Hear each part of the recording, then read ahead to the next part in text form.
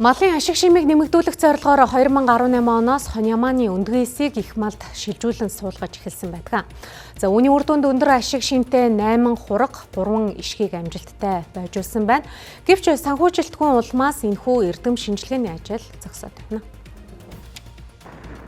Монгол Улс мал аж ахуй орон гэдэгч малын ашиг шимийг нэмэгдүүлэх судалгаа шинжилгээний ажлууд орхигдоод байна. Угтаа бол бэлчээрийн доройтол гол бэрхшээл болцоод байгаа энэ үед цөөн малаас өндөр ашиг шим хүртэх нь нэн чухал юм а.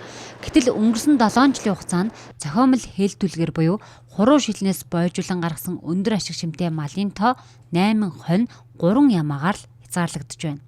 Яг ямар чиглэлээр явуулах чаасаа зорилтоосоо хамаарат одоо хөвөрлөө үндгээс эр билгээсээ сонгодог. Жишээ нь махны чиглэлээр энэ өдрийн орчинд үр тогтоох ажиллагч байгаа бол махны чиглэлийн хоньны үндгээсийг авдаг ч юм уу эсвэл эр билгээсээ аваад нийлүүлэх тийм ажлуудыг хийдэг.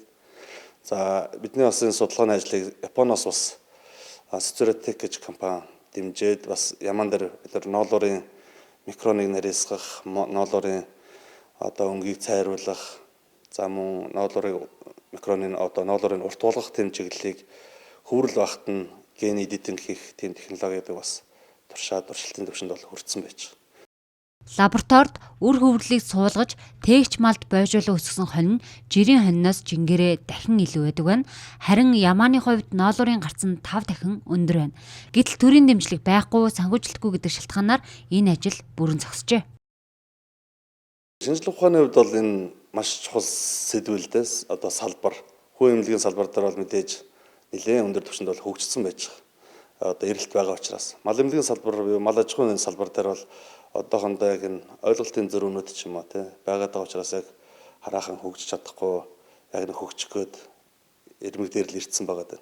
Яг шинжилгээ ухааныг сайн дэмжиж өгөх юм бол санхүүжилтыг бүрэн олгож чадчихвэл энэ судалгаанууд бол практикт бүрэн хэрэглээд орох боломжтой болцсон салбар гэсэн үг. Уламжлалт мал аж ахуйгаараа жилд нэг л төл авдаг.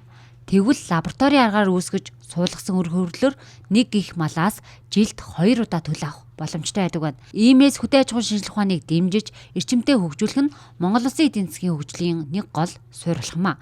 Гэтэл өнөөдрийн түвшинд ганц хөдөө аж ахуйч бус нийт шинжилгээ ухааны салбарт зарцуулж байгаа төсвийн хөрөнгө оруулалт нь 156.4 тэрбум төгрөг буюу ердөө төсвийн тэг 100-ны 17% тэнцэж байна.